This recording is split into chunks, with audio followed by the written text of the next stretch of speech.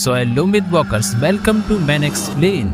तो दोस्तों, जैसा कि आप लोगों को पता ही होगा कि भूल भुलैया 3 का ट्रेलर आ चुका है एंड 1 नवंबर को ये मूवी भी रिलीज होने वाली है। और हो सकता है इस मूवी की कहानी पुरानी वाली भूल भुलैया 2 से कुछ रिलेटेड हो। सो इसीलिए आज के इस वीडियो में हम भूल भुलैया 2 का रिकैप करने वाले हैं। So without wasting any time, let's begin. Film की शुरुआत होती है एक पुरानी हवेली से, जहां पर हवन चल रहा होता है और एक बाबा मंत्रों की सहायता से एक प्रेत आत्मा को हवेली से भगाना चाहता है। पर उसी वक्त वो आत्मा, जिसका नाम मंजोलिका होता है, एक लड़की को अपने कब्जे में ले लेती है और उसे घसीटकर एक कमरे में ले जाती है। सब लोग उसका पीछा करते हैं और वहां पहुंच जाते हैं और बाबा उस आत्मा को उसी कमरे में बंद कर देता है।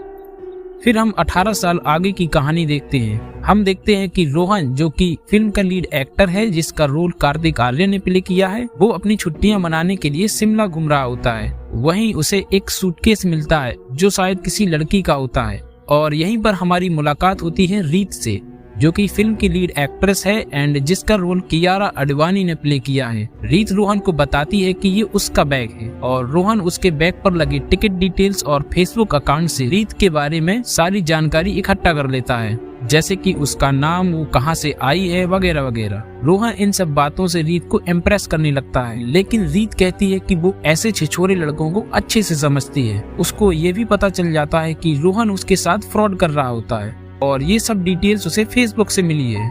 रीत राजस्थान की एक ठाकुर फैमिली से बिलोंग करती है, जबकि रोहन दिल्ली से होता है। दोनों की चंडीगढ़ से फ्लाइट होती है। जब वो बस में बैठने वाले होते हैं तो रोहन रीत से कहता है कि यहाँ का फेस्टिवल काफी अमेजिंग है, क्यों ना वो लोग 4-5 घंटे साथ में बिताएं। वैसे भी फ्लाइट लेट होने वाली है, तब तक वो वापस भी आ जाएंगे। रीत मान जाती है और वो लोग फेस्टिवल मनाने लगते हैं।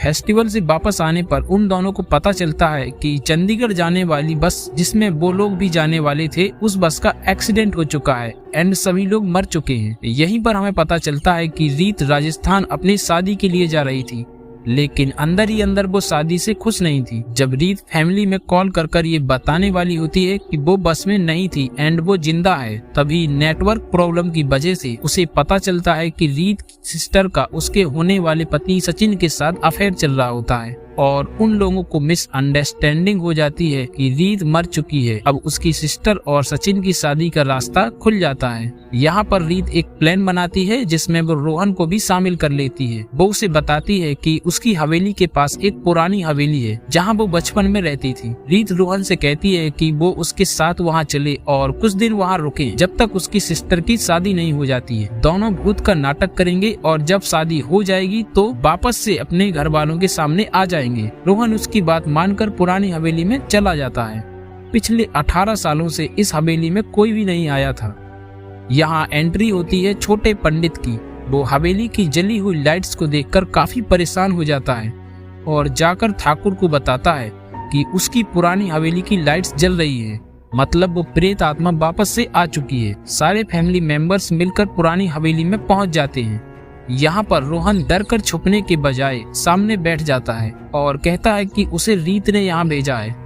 मरने से पहले उसकी आखिरी इच्छा थी कि सब लोग पुरानी हवेली में रहें। ये सुनने के बाद पूरी फैमिली डिसाइड करती है कि वो लोग सब यहीं पर रहेंगे। अगले दिन से हवेली की सफाई शुरू हो जाती है और यहीं पर हम ढोंगी बड़े पंडित और उसकी वाइफ से मिलते हैं। अब रोहन सबको ये बताता है कि वो रीत की आत्मा से बात कर सकता है और सबको ऑर्डर देने लगता है कि रीत चाहती है कि आप ऐसा करो, आप वैसा करो, और सब घर वाले उसके आगे पीछे घूमने लगते हैं। धीरे धीरे ये बात पूरे गांव में फैल जाती है और रोहन गांव का रूह बाबा बन जाता है। हर किसी की भूतों से रिलेटेड प्रॉब्लम्स को सॉल्व करने लगता है। अगले सीन में हम देखते हैं कि रोहन उस कमरे का त्रिशूल निकाल देता है जहाँ पर मंजोलिका की आत्मा बंद थी। फिर क्या मंजोलिका की आत्मा आजाद हो जाती है। अगले दिन छोटा पंडित रीत को देख लेता है और उसे पता चल जाता है कि रीत जिंदा है और ये रूह बाबा नाटक कर रहा है। फिर बड़ा पंडित और छोटा पंडित पूरे घर की तलाशी लेने लगते हैं। रीत को छुपाने की कोई जगह नहीं मिलती, इसलिए रोहन उसे मंजोलिका वाले कमरे में छुपा देता है। यहाँ हम देखते हैं कि रीत के पीछे वो आत्मा है।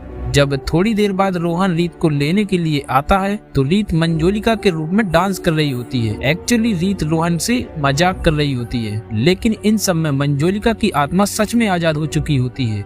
दूसरी तरफ घर में सबको लगता है कि रीत जिंदा नहीं है और उसकी इच्छा के अनुसार उसकी छोटी बहन की शादी होगी। इसी दौरान घर में कुछ तोड़फोड़ होने लगती है, जो सब मंजोलिका की वजह से होता है। अब रीत को भी एहसास हो गया होता है कि 18 साल पुरानी मंजोलिका उसकी वजह से आजाद हो चुकी है। ये बात रोहन को भी परेशान करने लगती है। रोहन इन सब बातों की सच्चाई जानने की कोशिश करता है और उसे पता चलता है कि इसी गांव में बहुत सालों पहले एक फैमिली रहने आई थी, जिसमें एक पिता और 2 बेटियां थी, अंजू और मंजू। ये दोनों ट्विंस थी और काफी टैलेंटेड थी। उन्हें डांस भी बहुत अच्छा आता था, लेकिन उनके पिता को अंजू से ज्यादा प्यार था। धीरे धीरे मंजू को अंजू से नफरत होने लगी थी, इसलिए वो काला जादू वगैरह सीखने लगती है। एक दिन ये दोनों ठाकुर के यहाँ डांस करने जाती है।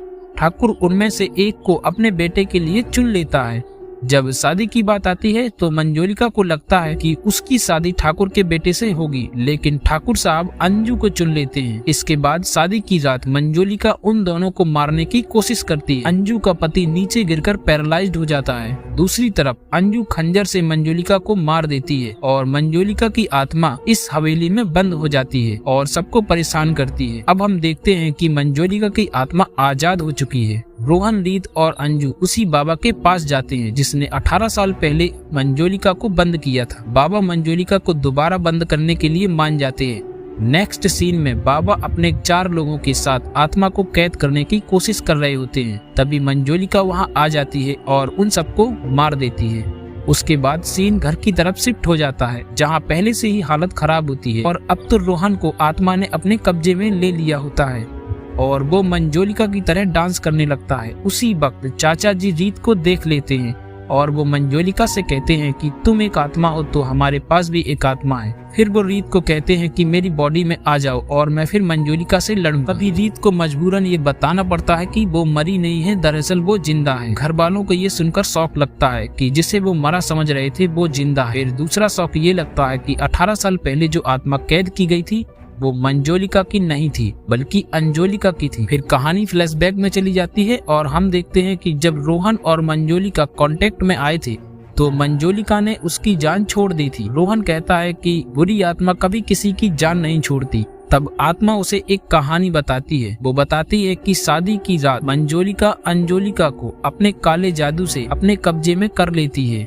और उन दोनों के कपड़े बदल देती है। फिर सबके सामने ऐसे बिहेव करती है कि सभी लोग अंजोलिका को मंजोलिका समझने लगते हैं। जब अंजोलिका के पति को सच्चाई का पता चलता है तो मंजोलिका उसको पैरालाइज्ड कर देती है।